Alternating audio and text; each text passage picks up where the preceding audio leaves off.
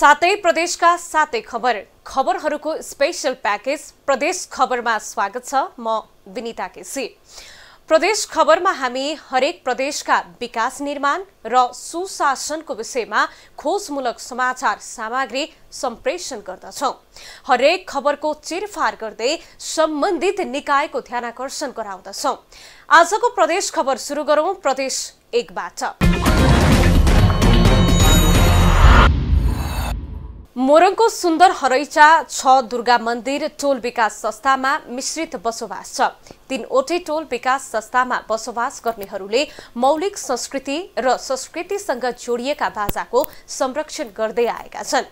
स्थानीयले 2 वर्ष अघि हिमचुली सांस्कृतिक समूह गठन गरी मौलिक नौमती बाजा संरक्षण गर्न थालेका छन्। लोप हुन थालेको बाजा संरक्षण गर्न थालेपछि सांस्कृतिक र धार्मिक मेला उत्सवमा समेत माग बढ्न थालेको छ। नौमती बाजाको संरक्षण र सम्वर्धनमा मोरङका स्थानीयहरू जुटेका छन्। सुन्दर हरैचा 6 दुर्गा मन्दिर टोलमा नेपाली मौलिक संस्कृति, धर्म र परम्परासँग सम्बन्धित रहेका नौमती बाजा जोगाउन स्थानीयहरू जुटेका हुन्। नौमती बाजा संरक्षणका लागि पुरुष मात्रै होइन, महिलाले समेत तालिम लिएर अभियानमा लागेका छन्। बिहान बेलुकी समय निकालेर तालिम लिएका छन्। तालिमपछि नौमती बाजा बजाउन जान्ने भएका छन्। अहिले टोलका अधिकांश युवादेखि वृद्धसम्मका मानिसहरू बाजा बजाउने गर्छन्। समूहमै 2 वटा छुट्टा छुट्टै बाजा बजाउने टोली छ। सजिलो त पक्कै चाहिँ छैन, तर पनि यो लोप हुन गएको हुनाले हामीले यसलाई चाहिँ पुरुष दाजुभाइहरूको बाजा सुनेर हामीले हेर्यौँ। सुनेर लु हामी पनि महिला सबै जुटेर लु बजाउँदाखेरि हुने रहेछ, महिलाको लु जमर्को हौँ भनेर हामी एकदम खुसी। हामीलाई घर परिवार गाउँ समाज सबैबाट सपोर्ट। कला संस्कृतिको जगेर्ना र नौमती बाजा संरक्षण गर्ने उद्देश्यले यो अभियान थालिएको हो। दमाहा, झ्याम्टा, टेम्को, मादल, बागदल, समया, झ्यालीमा मात्रै होइन, महिलाले नरसिंहा तथा सनाई समेत बजाउने गरेका छन्। स्थानीय उपलब्ध समूहकै पदाधिकारीहरूबाट तालिम लिएका हुन्। व्यावसायिकतामा जाने कोसिस हो, तर अब यसमा चाहिँ के हुन्छ भने अब यो गैर दलितहरूले दलितहरूको भाग खोसे भन्ने कुरा आउन सक्छ। यो चाहिँ कसैले पनि नलिदिनु होला, किनभने यो चाहिँ हाम्रो जगेर्ना गर्ने उद्देश्य हो। दलितहरूको भाग खोज्नुभन्दा पनि उहाँहरूले गरिरहेको पेसा चाहिँ अझ मजबुत होस्, हामीले सपोर्ट गर्दाखेरि भन्ने उद्देश्यले हो हाम्रो। महिलाले साडी चोलो लगाएर बाजा बजाउने गर्छन्। पुरुषले दौरा सुरुवाल र ढाका टोपीमा सजिने गर्दछन्। बाजा बजाउने समूहलाई ओडा कार्यालयले प्रोत्साहन समेत गरेको छ। गत आर्थिक वर्षको बजेटमा नौमती बाजा संरक्षणमा स्थानीय सरकारले सघाएको छ। चालु आर्थिक वर्षमा पनि आवश्यक सामग्री सहित प्रवर्धनात्मक काममा सघाउने ओडाले बताएको छ। यो सबै जातले बजाउन सुरु गर्नुपर्छ।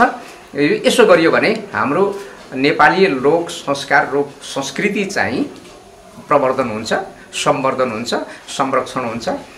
लोप हुँदै गएको नौमती बाजाको स्थानीयले संरक्षण सम्वर्धन गर्न थालेका छन्। आधुनिकताको नाउँमा भइरहेको मौलिक बाजा लोप हुन थालेको बेला स्थानीयले सक्रियता देखाएका छन्। आधुनिकताको नाउँमा भइरहेको मौलिक बाजा लोप हुन थालेको बेला स्थानीयले सक्रियता देखाएका हुन्। नौमती बाजा नेपाली कला संस्कृतिको अनुपम साधन हो। यिनै बाजाले नेपालको पहिचान झल्काउने गर्दछ। यी साधन पहिचानसँगै गौरवको विषय भएकोले संरक्षण र सम्वर्धनमा राज्य तहबाट अझै ध्यान दिन जरुरी छ। टिभी टुडे HD टेलिभिजन प्रदेश 1 ब्युरोको सहयोगमा मोरङ सहकर्मी उत्तम पोखरेलको रिपोर्ट। अब लागौं प्रदेश 2 को खबरतर्फ। लामो समयदेखि मलको समस्या भोग्दै आएका किसानले अझै मलको अभाव झेल्दै आएका छन्। सरकारले बंगलादेशबाट मल ल्याउने आश्वासन दिँदै आए पनि पर्साका किसान भने भारतीय बजारबाट मल खरिद गर्न बाध्य बनेका छन्। सरकारले समयमै मल आयात नगर्दा किसान सीमा पारीबाट मल खरिद गर्न बाध्य भएका छन्। समयमै मल नपाएपछि हिउँदे बालीका लागि किसानले भारतीय बजारबाट भए पनि आयात गरेर जसो तसो जोह गर्दै आएका छन्। गत वर्ष 76-77मा 47,050 हेक्टर क्षेत्रफलमा गरिएको धान खेतीमा 4.8 मेट्रिक टन उत्पादन गरिएको थियो। यस वर्ष त्यत्तिकै क्षेत्रफलमा लगाइएको धानमा 4.85 मेट्रिक टन उत्पादन भएको छ। यस वर्ष चैते धान, भदैया धान, अग्नि धानमा वृद्धि भए पनि मसिनो कतर्नीमा रोग लागेका कारण उत्पादन समेत कम भएको छ। भदैया धान 8,550 हेक्टरमा, अगनी 35,000 हेक्टरमा, कुल धान खेती 47,050 हेक्टरमा लागेको थियो, जसको उत्पादन गत वर्ष 4.8 मेट्रिक टन प्रति हेक्टरका दरले 2,25,840 मेट्रिक टन धान उत्पादन भएको थियो। यस वर्ष उखु काटेर गहुँ खेती गर्न लागेका कारण यस वर्ष पर्सा जिल्लामा गहुँमा वृद्धि हुने देखिएको छ। गत आर्थिक वर्ष 2076 र 77मा 26,000 हेक्टरमा कुल 3.1 मेट्रिक टन उत्पादन भएको थियो भने यस वर्ष पर्सा जिल्लामा कुल 26,050 हेक्टरमा खेती गरिएको छ।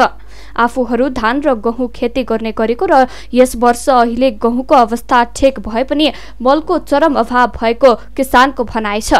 खाद के तो बहुत दिक्कत हुआ। खाद तो मिलते नहीं है। कहाँ से इंडिया से खाद ब्लैक लिया वाला ब्लैकिया वाला तो उनके आदमी छीटेला, महंगा पड़ला। कितना? अब ऊपर गल 2500 के बोरा, 2300 पड़ला, 100-200 के आने होने पड़ला। अच्छा। सरकारले पठाएको रकम जिल्ला कृषि ज्ञान केन्द्रले समयमै खर्च नगरेको कारण किसानले विभिन्न किसिमको समस्या भोग्नु परेको छ भने हरेक वर्ष जिल्ला कृषि ज्ञान केन्द्र पर्साको करोडौं रुपैयाँ फ्रिज हुने गरेको देखिन्छ। टिभी टुडे टेलिभिजनका लागि जिल्ला ब्युरोको सहयोगमा पर्सा सहकर्मी नितेश कर्णको रिपोर्ट। अब लागौं बागमती प्रदेशको खबरतर्फ। सत्तारूढ नेकपामा आएको विभाजनले बागमती प्रदेश सरकार पनि प्रभावित भएको छ। संघीय सरकार विवादमा पर्दै गएपछि प्रदेश सरकारमाथि अविश्वासको प्रस्ताव सुरु भएको छ। जनताको बहुमत प्राप्त बागमती प्रदेश सरकार नेतृत्व बीचको ईगो र प्रतिस्रोधको परिणाम संकटमा पर्न थालेको छ। विशेष गरी ओली र प्रचण्ड नेपाल समूहबीच खटपट भएपछि बागमती प्रदेश सरकारले अविश्वासको प्रस्तावको सामना गर्न परेको हो। सत्तारूढ नेकपा भित्रको विवादले प्रदेश तहमा पनि प्रभाव पारेको छ। शीर्ष नेतृत्व बीच एकले अर्काको उचितो काट्न सुरु भएपछि यस्तै नियति बागमती प्रदेशमा पनि पुगेको हो। संघमा प्रतिनिधि सभा विघटनपछि बागमती प्रदेशमा पनि अविश्वासको प्रस्ताव सुरु भएको छ। बागमती प्रदेशका मुख्यमन्त्री डोरमणि पौडेलको विरुद्ध नेकपा प्रचण्ड नेपाल समूहले अविश्वासको प्रस्ताव दर्ता गरेको छ। प्रचण्ड नेपाल समूहले अविश्वासको प्रस्ताव दर्ता गर्दै संसदीय दलको नेतामा नेकपा स्थायी कमिटी सदस्य अष्टलक्ष्मी साक्यलाई चुनेको छ। तर 5 वर्षका लागि बहुमतको प्राप्त प्रदेश सरकार पनि फेरबदलको कसरतमा लाग्दा आम नागरिकमा नैराश्यता पैदा भएको छ। बागमती प्रदेशमा रहेको कुल 110 सिटमा नेकपाले 80 सिट जितेको छ। बागमती प्रदेशमा रहेको कुल 110 सिटमा नेकपाले 80 सिट जितेको छ। झण्डै 2/3 बहुमत प्राप्त प्रदेशमा नेकपा यति बेला ओली प्रचण्ड नेपाल समूहमा विभक्त छ। 2/3 बहुमत प्रदेश सरकारले नागरिकको विकास र समृद्धिको सपना साकार पार्छ भन्ने आम अपेक्षा हो। तर प्रदेशमा भएको विवादले अब समग्र विकासमा गम्भीर असर पुग्ने स्थानीय अगुवा बताउँछन्। प्रदेश सरकार गठन भएको 3 वर्ष पुग्ने लाग्दा प्रदेश सरकार फेरबदलको सुरुवाती भएको छ। राजनीतिक विचार र पद्धति भन्दा पद र प्रतिष्ठाको युगोले नेकपाको विवाद तल्लो तहसम्म पुगेको हो। प्रदेश संघीयताको आत्मा हो, तर प्रदेशलाई संघको इकाइ भन्नेदेखि विघटन गर्ने जस्ता अभिव्यक्तिले संघीयता नै रहने या नरहने भन्ने प्रश्न उठ्न थालेको छ। प्रदेशको संस्थागत संरचना तयार नहुँदै नेकपा विवादले धर्मराउन थालेको छ। राजनीतिक शोध र प्रतिशोधले नेतृत्वलाई फाइदा त होला, तर संघीयता पछिको विकास र समृद्धिको नागरिक चाहनामाथि कुठाराघात गर्ने प्रयास भएको अवश्य हो। यसर्थ नेतृत्वमा देखिएको विवादले प्रदेशमा पनि समस्या बल्झाउनु भन्दा नागरिक भावना अनुसार अघि बढ्नु नै राजनीतिक रूपमा बुद्धिमानी हुनेछ। TV today HD television Bagmati प्रदेश ब्युरोको सहयोगमा हेतौडाबाट रामशरण माझीको रिपोर्ट। अब लागौं गण्डकी प्रदेशको खबरतर्फ। गुरुङ समुदायले पुरानो वर्षको विदाई र नयाँ वर्षलाई स्वागत गरेर पुष 15 को तमु लोसार पर्व हर्ष उल्लासका साथ मनाएका छन्। कोरोनाको महामारीमा पनि तमु लोसार विभिन्न कार्यक्रमको आयोजना गरी मनाइएको हो। तमु अर्थात् गुरुङ समुदायको बाहुल्य रहेको गण्डकी प्रदेशमा लोसारको उपलक्ष्यमा पौष 15 मा सार्वजनिक विदा समेत दिइएको हो। गुरुङ बाहुल्य रहेको लमजुङ, गोर्खा, तनहुँ, स्याङ्जा, मनाङ, कास्की पर्वत लगायत जिल्लामा सूर्यको ताप पहिले आउने भएकाले पौष 15 मा यस वर्षको विशेष पूजा महत्त्व हुने पनि बताइने गरिन्छ। पुष 15 अर्थात् तमु लोसार पर्व। तमु लोसारलाई तमुहरूको नयाँ वर्षको रूपमा लिने गरिन्छ। तमु भन्नाले गुरुङ समुदायलाई चिनाउँछ भने लोसार भन्नाले नयाँ वर्ष भन्ने अर्थ लाग्दछ। यस समुदायले लोसारलाई विशेष हर्षका साथ आफ्नो पारम्परिक नयाँ वर्षलाई स्वागत गर्दछन्। लोको अर्थ वर्ष र सारको अर्थ फेरिनु भएकाले वर्ष फेरिने दिनलाई तमु लोसार भनिएको गुरुङ समुदायको विश्वास छ। वर्षमा 12 महिना हुन्छन् र हरेक महिनाहरू जनावरको आधारमा नामाङ्कृत हुन्छन्। यी जनावरहरूमा मुसा, गोरु, गाई, खरायो, चील, पानी घोडा, सर्प, बाँदर, कुखुरा, कुकुर, मृग र सुँगुरहरू पर्दछन्। यो पटक मुसा वर्गको बिदाई र नयाँ वर्ग गाईको स्वागत हुँदैछ। हाम्रो गुरुङको चाहिँ 12वटा वर्ग हुन्छ। त्यो 12वटा वर्गमा चाहिँ घुम्दै घुम्दै घुम्दै अहिले मुसा वर्गको बिदाई र गाई वर्गको चाहिँ आगमन स्वागत छ। त्यो भएर अब यो पुष 15 बाटी यो मुसा वर्गलाई बिदाई गरेर गाई वर्गलाई स्वागत गर्ने हो। गुरुङ बाहुल्य रहेको लमजुङ, गोर्खा, तनहु, स्याङ्जा, मनाङ, कास्की पर्वत लगायत जिल्लामा सूर्यको ताप पहिले आउने भएकाले पुष 15 मा यो पर्व मनाउने गरिएको हो। त्यसपछि क्रमशः तामाङ र शेर्पा जातिको बसोबास भएको क्षेत्रमा सूर्यको ताप आउने भएकाले माघ र फागुनमा यो पर्व मनाइने विश्वास गरिन्छ। पुष 15 को रात सबैभन्दा लामो हुने र यसपछिका रात घट्दै जाने भएकाले पनि यस पर्वको विशेष महत्त्व रहेको छ। गुरुङ समुदायमा आफ्नो छोरीलाई यही वर्षको दिनमा गुन्युचोली दिने चलन पनि रहेको छ। समाज घरमा जम्मा भएर नाचगान र खानपिन गरी शुभकामना आदान प्रदान गरेर मनाउने प्रचलन छ। गाई वर्ग आउँदाखेरि राम्रो शुभकामना राम्रो होस्, यो मुसा वर्ग गयो, गाई वर्ग राम्रो राम्रो सबैलाई राम्रो होस् शुभकामना दिनेमा एकदम हामीहरू सङ्गृत भएर हिँड्छ क्या। रमाइलो गर्छ। घरमा पनि छोराछोरीलाई जम्मैलाई नै हाम्रो गुन्यो चोलो दिने यो पुष 15 मा हो। हामी सबै रमाइलो रङ्गा राशि गरेर रमाइलो गर्छ साथीमा।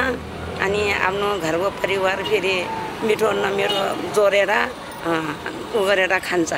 तमुहरूको पर्व लोसार एक मौलिक पर्व हो। प्रकृति, जीवजन्तु र मानव बीचको अन्योन्याश्रित सम्बन्ध झल्कने यो पर्वको आफ्नै मौलिकता छ।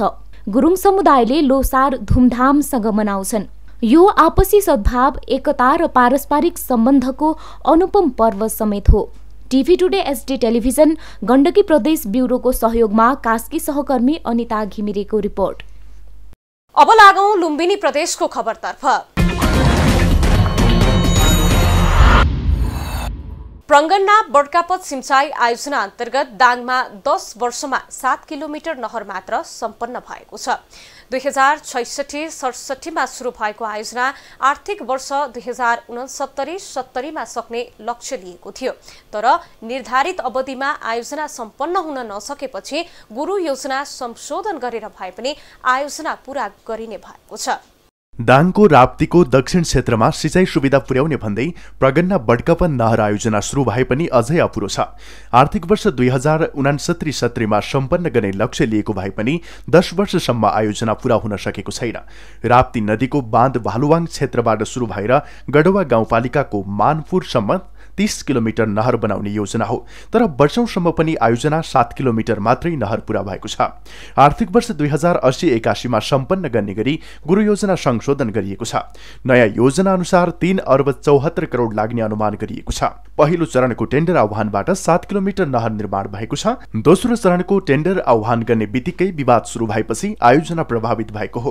सीमित निर्माण व्यवसायलाई पोष्नको लागि टेन्डर आह्वान गरिएको भन्दै निर्माण व्यवसायीहरूले विरोध गरेका छन्। टेन्डर खोल्यो, हामी एकदम हर्षित छौँ। आपत्ति हाम्रो के हो भनेपछि जुन किसिमको क्राइड एरिया उहाँहरूले निकाल्नु भएको छ सिमिलर ओरको साइज भन्ने त्यही सेम नेचरको कामको विषयको आपत्ति हो। 1 अर्ब 11 करोड रकम खर्च भइसकेको प्रगन्ना बड्कापत कुलो सिँचाइ योजना मुआब्जा विवादका कारण लामो समयसम्म पनि काम हुन सकेन। अहिले निर्माण व्यवसायको विरोधपछि 10 दिन म्याद थप गरेर टेन्डरको म्याद बढाइएको छ। 7 किलोमिटर नहर निर्माण भइसकेको र थप 7 किलोमिटर नहर निर्माणको लागि टेन्डर आह्वान समेत भइसकेकोले निर्माणको काम छिटो सम्पन्न हुनेमा उपभोक्ताको अपेक्षा छ। हाम्रो हिसाबमा त चाँडोभन्दा चाँडो चाहिँ टेन्डर खुलोस् र छिटोभन्दा छिटो काम सम्पन्न होस्, किनभने अहिलेसम्म अब 7 किलोमिटर भित्र काम गर्दाखेरि कम्तीमा तपाईँको 13-14 वर्ष हुन लागिसक्यो। 10 वर्षमा 7 किलोमिटर नहर निर्माण भएको छ। सधैँ स्थानीय रूपमा हुँदै आएको किचलोले आयोजना प्रभावित हुँदै आएको छ। सरकारले खरिद ऐन अनुसार योग्यता पुगेका कम्पनीलाई आयोजनाको जिम्मा दिनु जरुरी छ। यद्यपि मापदण्ड पुर्याएर आयोजना अघि बढाएको आयोजना कार्यालयको दाबी छ। सिमिलर नेचर अफ पोर चाहिँ सिँचाइ मात्रै मागिएकोले गर्दाखेरि परिधि साँगुरो भयो, धेरैजना सहभागी हुन पाइएन। अरू 10 दिन समय भयो भने अझ हामी प्रतिस्पर्धात्मक हुन्छ बोलपत्र, अझ बढी सहभागी हुन पाउँछौँ।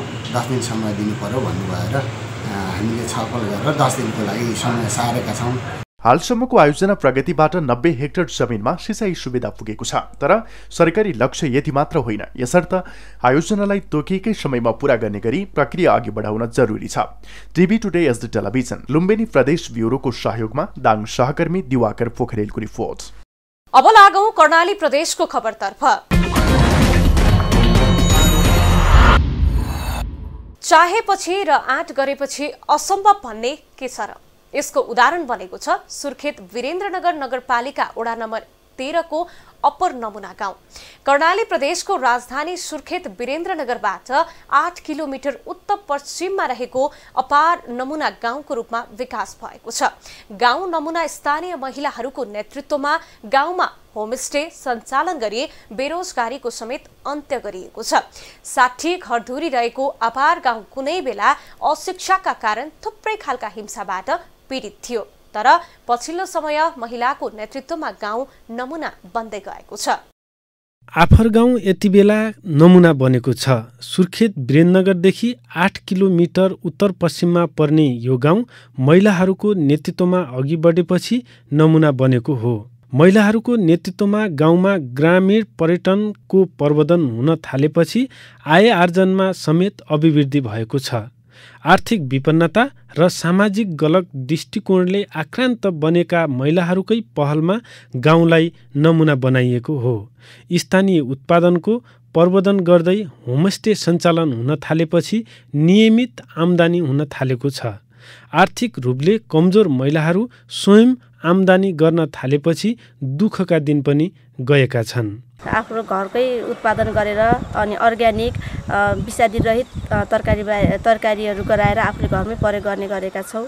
गाउँमा होमस्टे सञ्चालन भएदेखि गाउँको उत्पादन बाहिर लैजान पाइँदैन। नमुना गाउँलाई आत्मनिर्भर बनाउन आन्तरिक उत्पादनलाई बाहिर बिक्री वितरण नगरिएको हो।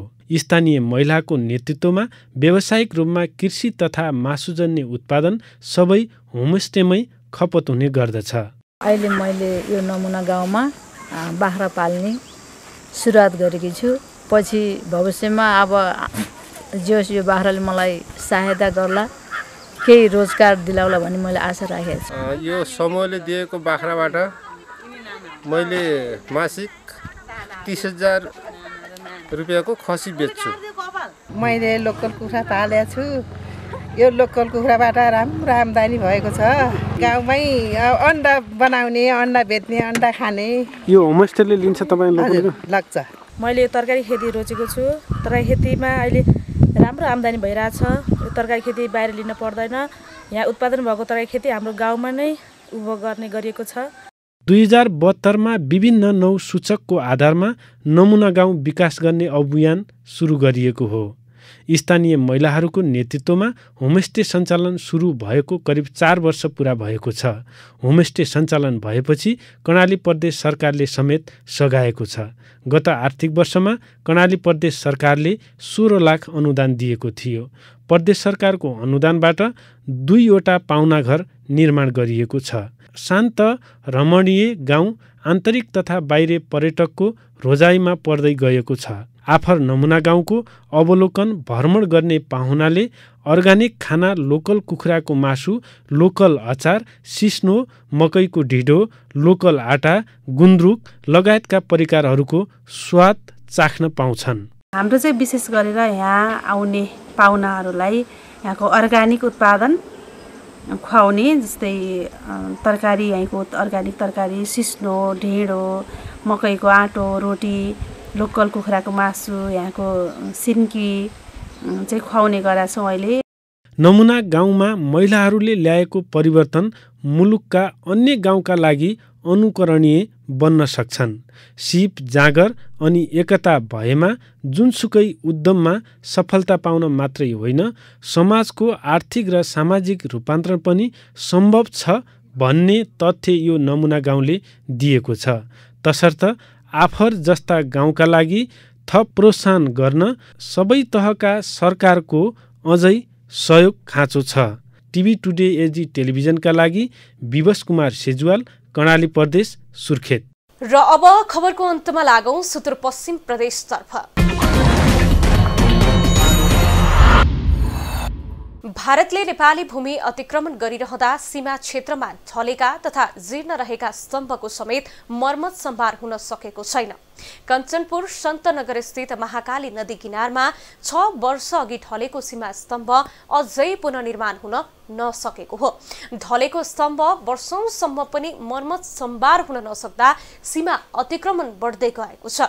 अतिक्रमणसँगै सीमावर्ती क्षेत्रका स्थानीय भारतीय ज्याजती समेत खेप्न बाध्य भएका छन्। 2070 मा महाकाली नदीमा आएको बाढीले कञ्चनपुरको सीमावर्ती क्षेत्र सन्तनगरको सीमा स्तम्भ नै ढाल्यो। तर स्तम्भ ढालेको झण्डै 7 वर्षसम्म पनि पुनर्निर्माण हुन सकेको छैन। अहिले सीमा स्तम्भ गाडिएको स्थानबाट नदीको धार बनेको छ। सीमा स्तम्भ बगेर 100 मिटर नेपालतर्फ पुगेको छ। यस सीमा स्तम्भ आसपास खल्ला, मछेडी र टुडीखेल गरी 3 वटा नेपाली गाउँ छन्। 1 नम्बर सीमा स्तम्भ क्षेत्रमा महाकाली सीमा नदी भनिए पनि सीमा अतिक्रमण भइरहेको छ। जो 1 नम्बर पिल्लर ढल्या छ त्यसको अहिले त 70 मा ढल्या हो, अहिले 77 भइसक्यो। 77 भइसक्यो भने अहिले त केही खोजी खाने केही पनि भइरहेको छैन। अहर पर्नभन्दा त अब यहीँ भित्रै पनि घुस्छन् त्यहाँ पारेका। अब उनले भोलिको दिन त यो खल्ला पनि हाम्रो हो भन्न सक्छ नि। महाकाली सिमाना भन्ने छ हाम्रो यता। फेरि योभन्दा माथि त महाकाली नै सिमाना हो। अब हो यो स्थानीय यो सन्तनगरका लागि समस्याको विषय भने भोलि त्यो बोकेर तल जान्छ कि तलबाट हाम्रो यो मेरो इन्डिया हो भन्ने पो हो कि इन्डियन भन्ने डर चाहिँ हो। 3 वटा गाउँमा झण्डै 500 घरधुरीको बसोबास छ। सामान्य सडकको पहुँच भएको यस क्षेत्रका नेपाली नागरिक पनि भारतमै रोजगारी गर्छन्। भारतमा निर्भर हुनुपर्ने भएकाले भारतीयको थिचो मिचो सहनु पर्ने बाध्यता पनि उत्तिकै छ। नदीले सीमा स्तम्भ बगाएको धेरै भए पनि कसैले चासो देखाएको छैन। 7-8 परिवार त विस्थापित छन्, तर आज विस्थापित हुनेवाला छैन। तर अब बाँध बढाइले राम्रो हुने थियो सबै जनताको लागि, बसोबासको लागि, भोलिको दिनको लागि, भविष्यमा। सीमामा भनेर के आउँदैछन् हजुर, सशस्त्रवाला त आउँदैछन्, हेर्दैछन्, तक्दैछन्। अब त्यो पोल ढलेको छ होइन। अब उसरी पढेर अब विस्थापित भन्ने ज्यादा धेरै छ। अब बाँध नपढेर त समस्या पर्ने छ हजुर। यहाँ भीमदत्त नगरपालिका 9 स्थित ब्रह्मदेव ओडा कार्यालयले भने सीमा स्तम्भ निर्माणका लागि विगतदेखि नै पहल गरिरहेको जनाएको छ। केन्द्रबाट स्तम्भ निर्माणका लागि टोली आउने भनिए पनि दुई देशले समन्वय गर्नुपर्ने भएकाले ढिलाइ भएको आकलन गरिएको छ। यो गत वर्ष पनि त्यसलाई दुईटै देशको सीमा एकिन गर्नका लागि दुईटै देशबाट सीमाविदहरू आएर त्यसलाई हामी सीमा एकिन गरेर त्यो पुनः निर्माण गर्ने भन्ने कुरा पनि सुनिएको थियो। त्यो टोली यहाँ पुगेन र केही कारणवश हो या केहीले गर्दा र थुप्रै सीमाहरू स्तम्भहरू त्यसरी ढलेका छन्। कोही सीमा स्तम्भहरू मिसिङ भएका छन्, हराएका छन्। भारतसँग सीमा विवाद रहेका स्थानसँगै ढलेका तथा बगाएका सीमा स्तम्भलाई तत्कालै खोजिनु पर्ने हो। समयमै सीमा स्तम्भको खोजी नहुने हो भने भारतीय अतिक्रमण अझै बढ्न सक्छ। यसर्थ सीमा स्तम्भको खोजी र मर्मत सम्भारमा संघीय सरकारको विशेष ध्यान जान जरुरी छ। TV today HD television Sudurpashchim प्रदेश ब्युरोको सहयोगमा कञ्चनपुर सहकर्मी चन्द्रकान्त जोशीको रिपोर्ट। सातै प्रदेशका सातै खबरको स्पेशल प्याकेज प्रदेश खबर आजलाई यति नै। प्रदेश खबरमा नयाँ खबरको सङ्गालो लिएर हामी पुनः उपस्थित हुने नै छौं। हामीलाई TV today Nepal apps download गरी विश्वभरि प्रत्यक्ष हेर्न पनि सक्नुहुनेछ। साथै www.tvtoday.news.com मा गई हेर्न पढ्न पनि सक्नुहुनेछ भने फेसबुक, युट्युब र ट्विटरमा समेत फलो गर्न सक्नुहुनेछ। विकास निर्माण र जनसरोकारको विषयमा हाम्रो आवाज निरन्तर जारी छ। आजको लागि प्रदेश खबरमा म लगायत हाम्रो टिमलाई बिदा दिनुहोस्। टिभी टुडे HD टेलिभिजन हेर्दै गर्नुहोला। नमस्कार।